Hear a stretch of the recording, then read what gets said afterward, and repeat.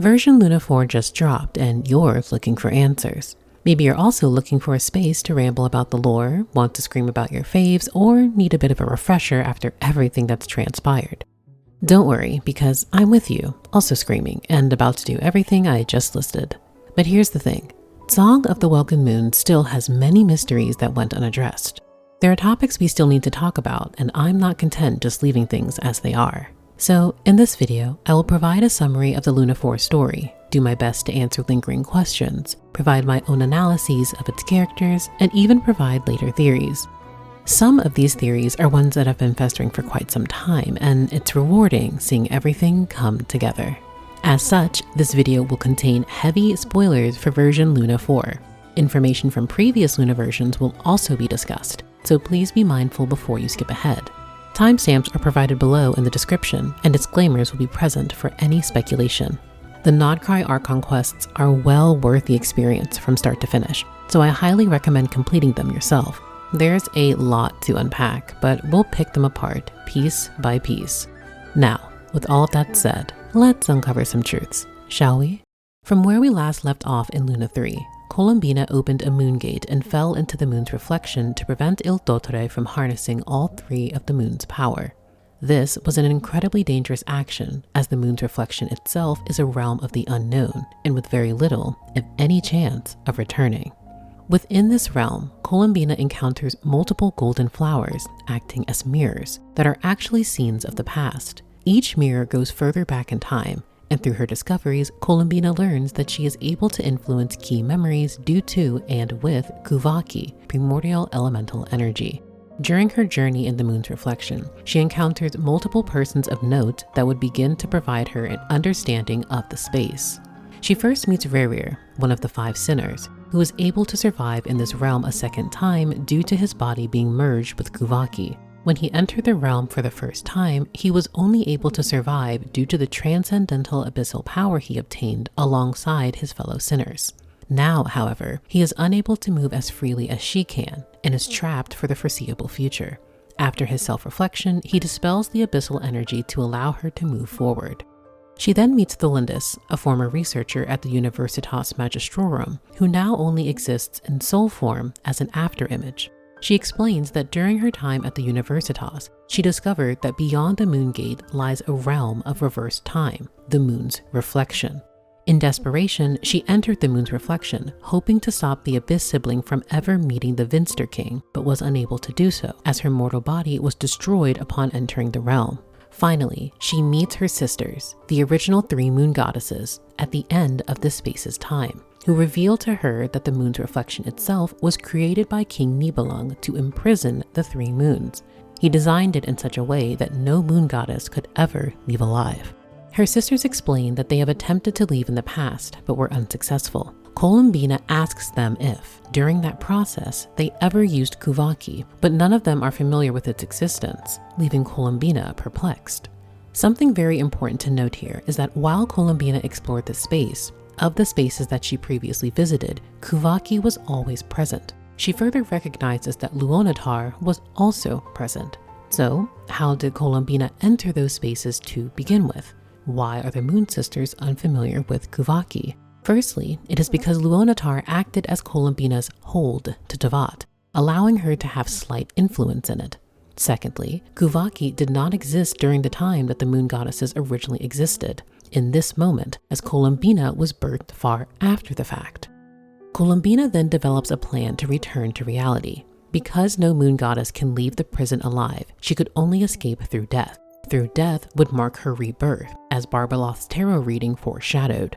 By this point, dottore can only be stopped by a moon goddess. He harnesses tremendous power and seeks to transcend fate with the power of the moons. He even kidnapped the traveler to further his goal due to their status as a descender. Even despite their resistance, he continues to offer them chances to be at his side. His persistence knows no bounds. As the group continues to investigate ways to contact Columbina, Nefer remembers that Columbina is able to communicate via moonlight. While she and Flins are in the flagship, she breaks open a window, revealing a hidden message, confirming that Columbina is alive and that she is in a space where time flows in reverse.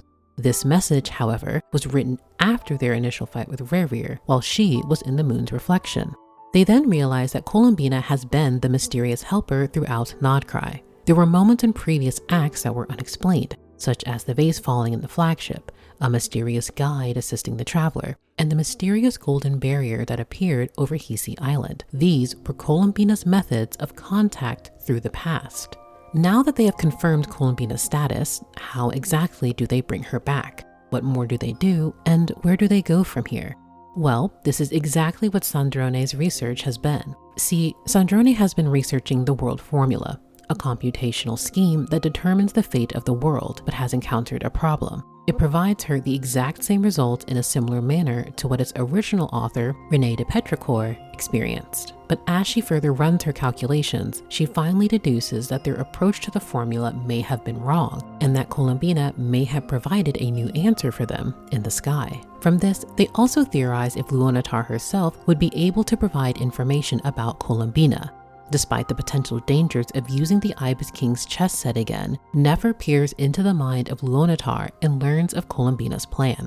As stated previously, in the moon's reflection, no moon goddess can leave alive. This is due to both their divinity and soul being trapped within the prison. In order to successfully leave, Columbina, as a moon goddess, would need to die within the prison. To do so, she separated her soul in two ways. One, by providing a portion of it within Luonatar, and two, by leaving the rest within the reflection itself. She then hid her trilunar divinity by placing it within the frost moon and shed her body, which would become Kuvaki. Once all three of these combined, she would be able to return. Remember, after Columbina spoke to her sisters and informed them of Tevat's fate following the War of Funerary Flame, they resolved to help her. By providing her their divinity, she became the singular trilune goddess. So how does one summon the trilune goddess exactly? With Columbina divided in such a manner, they would need time, and time is not exactly something on their side. Thankfully, Sandrone develops a plan for this. The world formula must reach 100% in order for Columbina to return completely, which involves a variable outside of the system, a descender, and the frost moon itself. In their final confrontation with dottore, they do just that. Sandrone stalls for a time, even sacrificing herself and Polonia in the process, with Nicole, Arlecchino, and Varka bringing down the frost moon. The traveler's survival was key, and with this, Columbina finally returns. dottore is stripped of his powers, the marrows are successfully retrieved, and he is ultimately defeated by the trilune goddess. After parting ways with their friend, the traveler goes to the true frost moon with Columbina, where they finally receive some answers as to the displacement of their ship. The frost moon is now within Tevat's firmament, and as both the traveler and Columbina gaze at Tevat from above, the world is seemingly at peace. Or is it? It wouldn't be the end of an archon quest without at least a little or a lot of foreshadowing, not just from our typical teases for the new region, but also from new item descriptions, notes, and voice lines. But before I go into the theory section of the video, I do want to answer questions that may have seemed unclear from the quest itself. There are no shortages of time anomalies across Hoyoverse games, whether it's dreamscape loops, bootstrap paradoxes, traditional paradoxes, closed causality simulation loops, convergence of spacetimes, so on and so forth. You get the idea. Thankfully, I feel Columbina's situation is far less as intensive as previous examples, so let's break it down. Why is Time Trekker important? If you read Time Trekker prior to this Archon quest, you may have had an idea as to how Columbina returned. And as a side note, I highly recommend everyone to read more archive entries and item descriptions in general, as certain texts provide more context for certain events, and also act as allegories for Tevat's history. In the Court of Fontaine, there is an NPC named Ubel that sells the book Time Trekker. It is a science fiction novel that details the story of an engineer who creates a time machine. To briefly summarize, the main character, Cyric Nevin, travels through time to solve riddles. However, at the end of his story, he discovers that the riddles he solved were actually created by his future self for his past self to solve. This is a self-consistent timeline, wherein the actions that have transpired are unable to be changed because everything, including the act of time travel itself, has already been implemented into the existing timeline. The reason why this is relevant to Columbina is because her actions have already occurred in the present timeline. But without getting too in detail regarding time paradoxes, quantum physics, and the like, just know that Columbina's actions filled this role. So where does the world formula come into play? What is it exactly? The major factor for Columbina's return was Sandrone's research of the world formula, a computational scheme originally developed by René de Petrichor of Fontaine. By combining both his and Alain Guillotin's work, he was able to make a breakthrough. The calculations of said formula were constants that detailed the fate of Teyvat in each cycle. Unfortunately, no matter how many times René ran the formula, it always met the same conclusion. Sandrone would also encounter this problem. It was deduced that the only possibility of the formula changing would be if there was a certain variable or power outside of the system. The traveler, a descender, was said variable, thus changing the formula. From this, it enabled the equation to reach 100%. But the question then becomes, how exactly did the formula work? What did it do? And what did Sandrone achieve? Remember, at this point, Columbina was fragmented. Her body was Kuvaki, most of her soul remained in the moon's reflection, her divinity was hidden within the frost moon, and a portion of her soul was within Luonatar. If the party were only successful in bringing down the frost moon and combined moonlight, that would only be Columbina's body and authority together. Her soul would have otherwise been trapped within the moon's reflection, leaving the joining incomplete and not allowing her to return. It was integral that the formula included both the soul fragment and a descender in the present. Her soul in Luonatar was important as it allowed her to pull herself back to reality. By using her soul, Luonatar, her body, moonlight, which would then become Kuvaki, and her divine trilune authority, which was hidden in the frost moon, Columbina was able to return. Now, I was seeing a bit of confusion about either of these subjects, so I want to discuss them. What is the difference between the moon marrow and the moon authority? In Teyvat, some of the most powerful beings have an authority. In these cases, it can either be referred to as an elemental or possibly even higher authority, such as trilunar. An archon's divine throne and elemental mastery, yes, it's not just a game mechanic, are both derived from the seven sovereigns' elemental authority. We see this in how Focalors, upon executing herself and by destroying the divine throne of Hydro, allowed Neuvillette to return to his full dragonhood as the reincarnated Hydro sovereign. Additionally, if you recall, Egeria, the first Hydro Archon, was punished for creating life despite not having the proper authority to do so, as this was only reserved for both Naberius and the Heavenly Principles. I like to think of referring to authority as the divine position of a specific entity. The moon marrow are the remnants of the moon goddess once she perishes, and as such are tremendously powerful sources of primordial energy. As we saw repeatedly throughout the multiple encounters with Il Dottore, such power is seemingly limitless. He was able to manipulate time, reshape reality, create separate dimensions, and do so much more with the moon marrows. Il Dottore effectively impersonated the role of a moon goddess due to the vacancy left behind until Columbina returned. So, while the moon marrow is the essence of the moon goddess, her authority allows her to govern a specific moon and have control over certain concepts, which include life, death, space, and time. I cannot, in good faith, continue this video without discussing the cast. There were so many great moments, dynamics, and interactions, but key figures really stole the show for me, and I need to talk about them. This will be both a lore review and also me gushing about them. I couldn't include everyone, but certain faces will be talked about. As we have nearly reached the end of the Song of the Welkin Moon Archon quests, I can honestly say that Columbina is one of my favorite characters in the game. After seeing her personal growth throughout the quests and learning of her history, I personally appreciated that revisiting ancient Teyvat history gave us a playable moon goddess.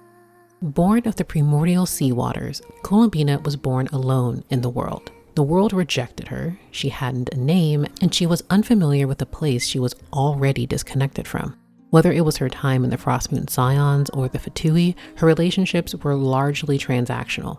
She struggled to understand proper connections due to there always being an exchange of some kind. Columbina was viewed widely more as a tool or figure to always provide for others. Due to this, she became largely indifferent to the world around her.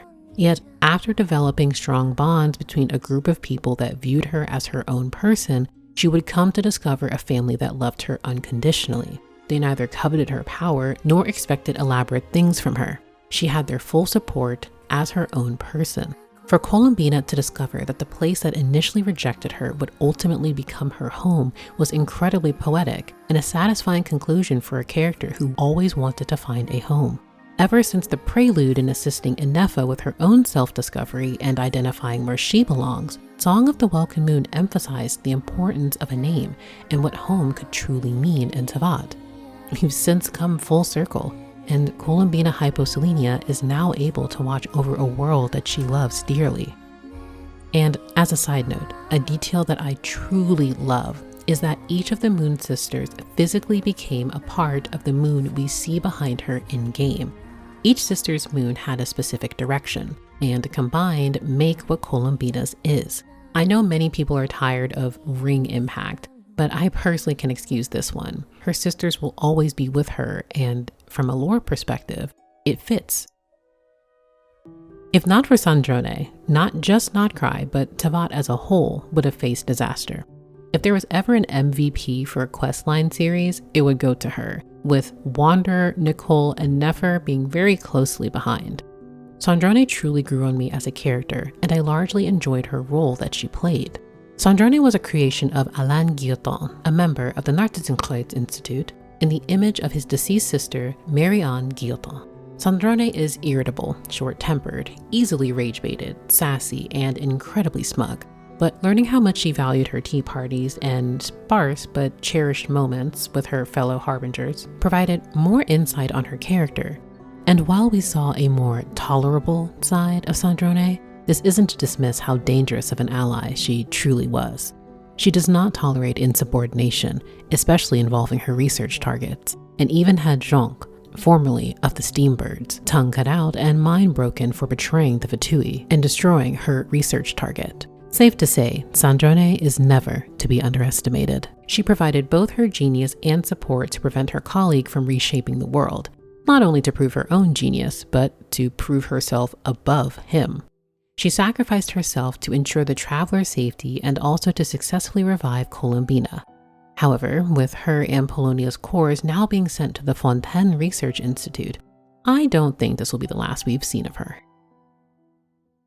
Of course, we cannot discuss Luna 4 without mentioning the main villain, former second of the Fatui Harbingers, Il Dottore. A cold, calculating, and ruthless man, Il Dottore would stop at nothing to transcend the laws of the world to reshape it in his image. The doctor, whose real name is Zandig, was a former Sumeru Academia scholar who would eventually be expelled due, but not limited to, the sheer depravity of his research, unauthorized acts during expeditions, blasphemous experimentation, and investigations involving murder. He is a man that is neither restricted by morals nor those around him. Everyone and everything is a subject. Labeled a heretic, Il Dottore desperately sought to remove the shackles that were imposed on humanity by the divine through multiple experiments, and may presumably even have a larger plan active. Something to note about his ascension is that as he became a false god, he either ironically or purposefully mimicked multiple acts of the divine. Due to his desire of becoming a descender, he captured the traveler and persistently asked them to join him. Interestingly, he contained them within a cube, similarly to how Asmodee, the Shade of Space, used hers at the beginning of the game. He places a curse on the party, like how Ronova afflicted a curse on Conrians during the Cataclysm. We admittedly still haven't resolved what that curse is in its full entirety, but it is assumed that it perished alongside him. He attempted to reshape the world and its laws, as the Heavenly Principles did after Nibelung's defeat. He vowed to establish a new order and with himself as the new creator god. He reversed time at his command and restored any damage done and collected data throughout all of his encounters.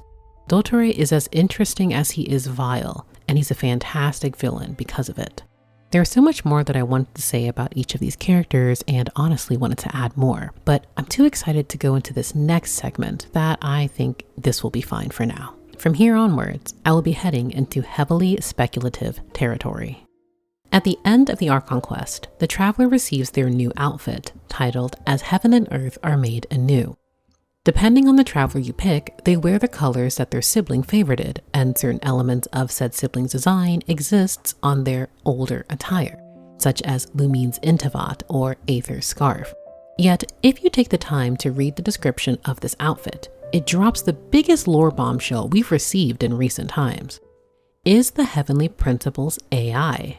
For the longest time, and even now, the Heavenly Principles has remained as this mysterious, all-powerful creator god that dethroned the original ruler of this planet, Nibelung, and has been sleeping ever since the Cataclysm. Yet, there have also been curious moments where descriptions of them are regarded in some program-adjacent language. In the description of the Traveler's new skin, it details an entity, possibly AI, that has traversed the cosmos for an extended period of time. It traveled through countless worlds and distances, but was unsuccessful in finding a world for the twins to live on. It also carried the genetic vault, presumably the genetic code of humanity within it, and carefully wanted to protect it. It disconnected its idea association module after witnessing the same views countless times, only for such planets to be uninhabitable. Note that the first letters of the term idea association module spell out I am. This could be in reference to AM, the sentient and vengeful allied master computer from Harlan Ellison's I Have No Mouth and Must Scream. Regardless of the world that the vessel passed, it had the ability to reshape the ecosystem, terraform the land, and start a new civilization. So from the description, it sounds like an incredibly powerful entity or super intelligent AI with abilities far beyond what we've seen. So who created it, and where does this technology hail from? Well, aside from presumably a figure from the twins' home world, it's uncertain. In Nouvelette's vision story, it explicitly states, severely wounded in the Great War of Vengeance, the usurper, the Heavenly Principles, had their functions ruined and could no longer use their absolute authority to suppress the original order of the world. The artifacts are all named after the shades, and the crown itself is reason. For reason to be the logic of AI feels very on the nose. If we want, we could even liken Teyvat to a giant supercomputer. Irminsul, being an information repository, acts like an operating system. The four shades act as system administrators with functions and sustain code. Forbidden knowledge can be seen as malware, so on and so forth. And who knows, perhaps the thousands of years that the Traveler's ship continued, the AI became sentient and remained true to molding Teyvat into a world that would remain hospitable, regardless of the amount of cycles it went through. The Abyss sibling is currently creating a plan to create New Conria with the Atlas of the New World. They also wish to be seen as equals to the Heavenly Principles. When they mentioned, it has always been about us, this could actually be in reference to them knowing the truth of the AI that originally protected them. But how could ship AI become so incredibly powerful, you ask, incredulously? While originally leaving me stumped, I firmly believe that, in conjunction with its own power, existing energy resources on Teyvat amplified its abilities. If I were to summarize my interpretation of the description and fill it in with blanks, it more or less comes down to the twin spaceship carried an AI from a super advanced civilization that became sentient. It searched the cosmos to find a planet for the twins to inhabit, and at some point discovered and then terraformed Teyvat. Carrying the genetic code of humanity, it brought forth an arc and removed existing threats in Teyvat to ensure humanity's survival. During this time, it created a false sky, created multiple copies of itself, and now remains dormant after exhausting its computational power after the Cataclysm. Paimon also has a curious role here, because for one, you can't spell Paimon without AI, and you also can't spell Primordial One without Paimon. But on a more serious note, she could be the one that continues to carry out the AI's task, if even fragmented. It could be possible that she is the avatar of the idea association model given form. There are other factors in Teyvat that I also believe the Heavenly Principles would gravitate towards if it is in fact AI. If we consider the existence of phlogiston, a form of computronium developed by the dragons that is programmable matter, mimicking elemental energy and related forces would be an easy feat. Irminsul, a repository of all information, provides all the data that they need. And also, considering that an all-powerful dragon created not only 3 moons and 13 lesser AI dragons isn't so far removed, so let me have my fun. This theory is missing key information, but it's incredibly fun to think about. I mean, Tevat couldn't possibly be an isolated simulation world run by AI, right? Anyway, on a totally unrelated note, let's talk about the next subject.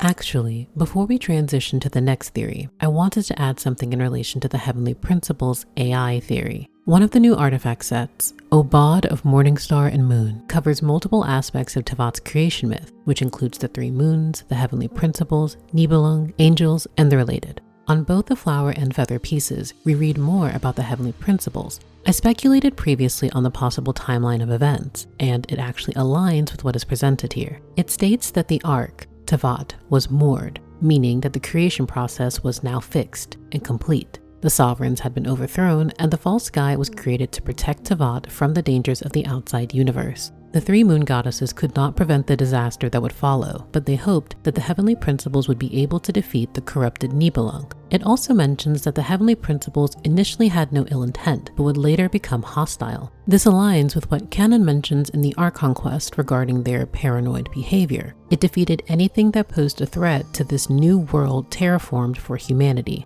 The descriptor that truly captures my attention is, "For this is the new world it has chosen for mankind, and according to its design, both earth and sky would be reborn." Not only is it a reference to the names of the traveler's new skin, but it also paints a picture of what and how the Heavenly Principles would form Tevat. Their behavior of becoming increasingly hostile over time, to me, links back to them discarding its idea association module. They became colder and more wrathful, and their sole focus was to ensure humanity's survival no matter the cost. So, if anything, I believe this is a little more to think about. Now, let's go on to the next subject. Let's start with Il Dottore for no specific reason. I strongly suspect that Il Dottore lost purposefully. Hoyoverse may try to distract us with his most recent glow-up, but the final cutscene showing him cursing the world did not convince me that he is truly dead, and I hope it didn't convince you either. For starters, this is Il Dottore we're talking about. For years, we have known that he is a highly intelligent and effective researcher. After experimenting on Scaramouche to create a false god and being knowledgeable about the truth behind Irminsul, there was no such thing as limitations for him. He would discover the truth some way, somehow. Presumably, after his experiment with Scaramouche, he applied this knowledge to his ascension in Notcry. Additionally, this is a man who created multiple segments of himself throughout time, segments he has since eliminated per his deal with Nahida for the electronosis. But if we think from a technicality standpoint, there's nothing saying he couldn't produce more. Though he mentions creating segments is incredibly difficult and requires very rare resources, he is also someone who revived a sinner from the moon's reflection and also created an artificial moon marrow. So forgive me if I feel he wouldn't continue to play dirty. Granted, during his exchange with Nahida, he did in fact erase all of his segments. She confirms this in relation to his honesty. Still, he is someone with contingency plans. In Act 7, Albedo and Wanderer enter an energy dome created by dottore that reveals the grim experimentation of human and animal body, soul, and mind transferring. While I do believe the scene was included to show dottore's cruelty, I also believe it could have been implying that he himself placed a copy or multiple forms of his consciousness, body, and soul somewhere within the world or in a separate realm. Remember, Acts 7 and 8 focused on reviving Columbina in her true and complete form, so I highly doubt this is a coincidence. Additionally, there was something that really stood out to me while completing this quest. I could be overthinking, but I feel like it's worth talking about. Through both acts, there were new saving loading screen icons. Yes, I'm serious. While we do have a replayable cinematic feature added to the game, I find it very peculiar that they chose this design during this update. We've seen cute loading screen animations in Notcry, like little drawings of Traveler, Paimon, and Columbina, and we're used to the standard shifting elemental icon. But this paper and pen icon feels very on the nose. Truthfully, I believe it has a double meaning. The obvious one, meaning the game is in fact recording information, but two, that it's Il Dottore recording information and collecting more data surrounding the traveler for his experiment. If you rewatch the Archon quests and count the number of times the save icon appears, it totals to 7 times. In order, we see this icon appear when dottore captures the traveler, before Nefer enters the traveler's mind, Once Columbina returned to the past and the traveler enters Hisi Isle, after Wanderer saves the traveler, once Sandrone retrieves Wanderer's core to compute the world formula, when Columbina connects to her past self, and finally, right before we have a final fight with Dottore, where he quite literally says, the experiment begins. Why are these specific points so important? Well, to me, I noticed that most of these scenes involve the descender variable that is the traveler. It involves inserting oneself into separate spaces, and it also covers data referring to the mind, body, and soul. A key part of the Narcissenkreuz World Quest series focused heavily on the 4 orthants: memory, wishes, soul, and persona, substances that were not only needed to stop Narcissenkreuz, but represented the human ego and will. Interestingly, we've also never properly addressed the vision of one of his segments before a burning Irminsul. However, I'm of the belief that this is an event that will happen, because I strongly suspect that everything is already going according to his plan. Maybe, through some means, he aims to rewrite Tevat in its entirety, which involves burning the repository of all information. Perhaps he aims to expand upon the world formula to somehow recalculate the world's fate, despite not having the key variable. But where he failed to not cry, perhaps he will reemerge through some other means.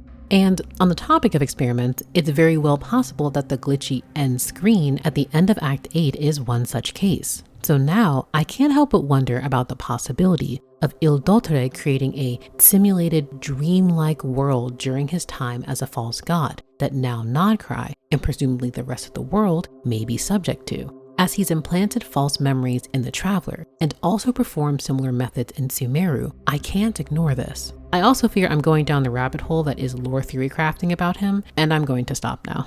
Now, before you start with the copia memes and immediate rejection of this theory, please allow me some grace. Hear me when I say, Il Capitano may return. I know, but just listen. At the end of Act 8, Columbina reveals that during her time as a harbinger, she heard mentions of the term Mistelton in relation to Project Studia. We know very little about Project Studia other than that it involves the remaining harbingers and the director Piero himself. But Mistelton is an incredibly important term because its history changes depending on the mythology that you follow. Per the legendary saga of the Saga of Roman Gripson, it is an enchanted sword. The sword's original owner was Thrain, a mighty berserker of Valand. He killed hundreds of men, including the first king of Norway, Seimingar. After committing countless acts of evil, at the end of his life, Thrain retired to his barrow, but would ultimately be defeated by the hero Hromund.